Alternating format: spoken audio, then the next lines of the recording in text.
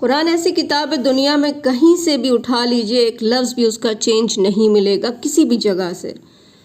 قرآن میں کیا ہے؟ قرآن میں اللہ نے مثالیں دے دے کے انسانوں کو سمجھایا کہ دیکھو سدھر جاؤ، یضرب اللہ، بیان کرتا ہے اللہ، مثالیں دے دے کر انسانوں کو سمجھاتا ہے۔ کیوں؟ لعلہم یتذکرون، تاکہ انسان نصیحت حاصل کر لیں، اللہ کے سامنے ایک اچھا انسان بن کے جائیں تاکہ جنت میں جا سکیں، جہنم سے بچ سکیں۔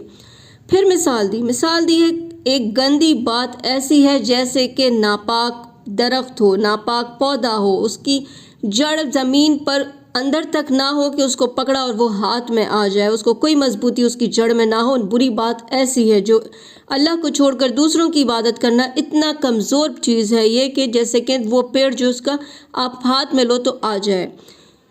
پھر بتایا کہ مضبوط کرتا ہے اللہ ایمان والوں کو بالقول ثابت، ان کی بات میں۔ دنیا